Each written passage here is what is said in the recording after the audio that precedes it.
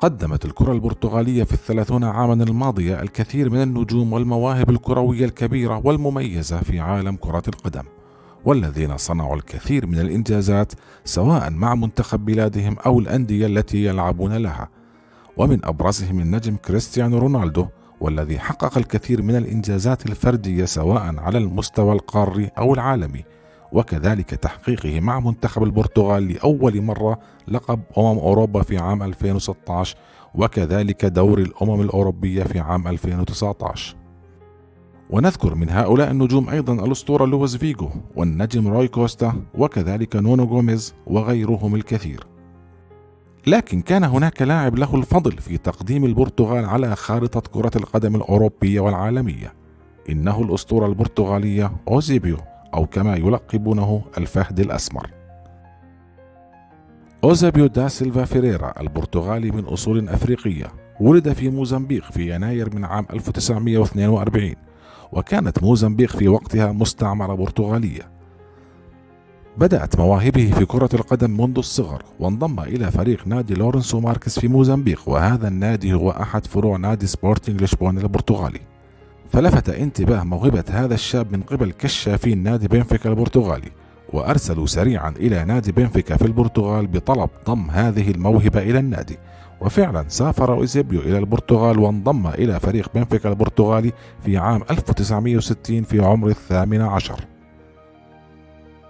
بدأت موهبة أوزيبيو في نادي بنفيكا البرتغالي في الظهور أكثر، فخطف الأضواء وأبهر الجميع الذين رأوا بداية بزوغ نجم جديد في سماء كرة القدم، حيث امتاز أوزيبيو بالسرعة والقوة الجسمانية والمراوغات والتسديد القوي عن بعد. وقد توج مع النادي بلقب الدوري البرتغالي في عام 1961. وكان الإنجاز الأكبر تتويج نادي بنفيكا بلقب دوري أبطال أوروبا مرتين على التوالي في أعوام 61 و62، وإنهاء سطوة ريال مدريد على البطولة التي استمرت 5 أعوام متتالية. وقد سجل أوزيبيو هدفين في نهائي أبطال أوروبا ضد ريال مدريد في موسم 62، ومنح بهما اللقب الثاني على التوالي لنادي بنفيكا في مباراة انتهت ب5 أهداف مقابل 3، وصار أحد النجوم العالميين، وحل ثانيا في جائزة الكرة الذهبية في هذا العام. وبسبب أدائه المميز فقد تم استدعائه لتمثيل منتخب البرتغال في أكتوبر من عام 1961.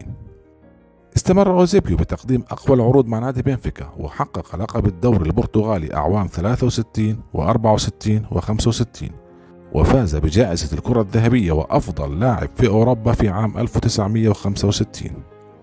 وقد قاد منتخب البرتغال للتأهل لكأس العالم لأول مرة في عام 1966 في إنجلترا، وقدم أوزيبيو مستوى جعل الكثيرين يقارنونه بأسطورة البرازيل بيليه. ففي دور المجموعات في المونديال فازت البرتغال على المجر ب3 أهداف مقابل هدف واحد، وفي المباراة الثانية فازت على بلغاريا ب3 أهداف مقابل لا شيء، وقد سجل أوزيبيو الهدف الأول له في كأس العالم. وفي المباراة الأخيرة أمام بطل كأس العالم المنتخب البرازيلي قاد أوزيبيو منتخب البرتغال وتألق في هذه المباراة وسجل هدفين، وفازت على البرازيل ب3 أهداف مقابل هدف واحد، وأقصت البرازيل من المونديال. وتأهل لدور ربع النهائي لملاقاة منتخب كوريا الشمالية الذي قدم أقوى العروض في هذه البطولة.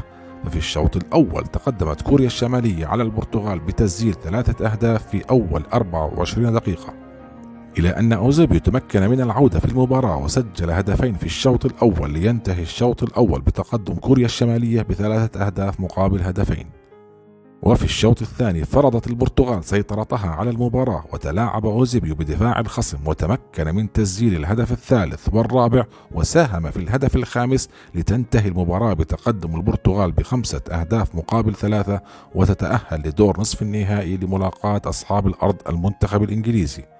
لكنهم خسروا هذه المواجهة بهدفين مقابل هدف واحد، وقد سجل أوزيبيو هدف البرتغال. وتمكنت البرتغال من اقتناص المركز الثالث بتغلبها على المنتخب السوفيتي بهدفين مقابل هدف واحد، وأحرز أوزيبيو هدفه التاسع في البطولة، وتوج بلقب هداف المونديال. وقد حل ثانيا في ترتيب جائزة الكرة الذهبية بعد الأسطورة الإنجليزية بوبي تشارلتون.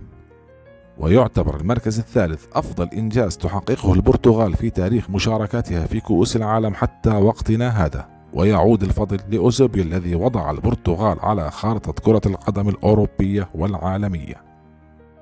استمر بعدها أوزيبيو اللعب مع المنتخب ونادي بنفيكا، وحقق الكثير من الإنجازات، وأهمها تحقيق لقب دوري البرتغال في 11 موسما و5 ألقاب في كأس البرتغال، وتحقيق لقب دوري أبطال أوروبا مرتين، وحل وصيفا في 3 مناسبات من نفس البطولة، ويعتبر أفضل هداف في تاريخ نادي بنفيكا برصيد 473 هدفا في 440 مباراة رسمية، وتوج بهداف للدوري البرتغالي في 7 مواسم، وكذلك توج بهداف لدوري أبطال أوروبا في 3 مواسم، ويحتل المركز الثالث بقائمة هدافي منتخب البرتغال برصيد 41 هدفا، ويحتل المركز التاسع عالميا ضمن قائمة الهدافين التاريخيين لجميع الأندية والفرق التي لعب لها برصيد 621 هدفا. اعتزل أوزيبيو اللعب دوليا مع المنتخب ونادي بنفيكا في عام 1975 قبل أن ينتقل للعب في أمريكا الشمالية والمكسيك لمدة 4 مواسم في أندية مختلفة، ليعتزل اللعب بعدها نهائيا في عام 1979. حصل أوزيبيو على العديد من الجوائز والأوسمة خلال مسيرته الكروية، وقد تم تكريمه من قبل الفيفا والاتحاد الأوروبي، واختير من ضمن أفضل 100 لاعب في التاريخ.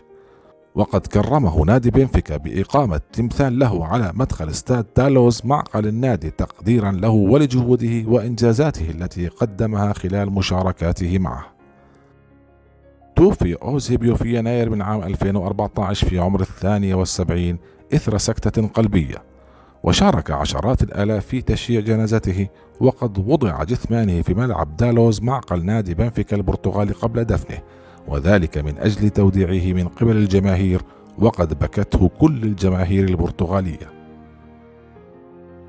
قال كريستيانو رونالدو عنه بعد وفاته حين سئل من أحد الصحفيين: من تفضل اللعب بجانبك من أساطير كرة القدم القدماء؟ فقال: بلا شك أفضل أوزيبيو.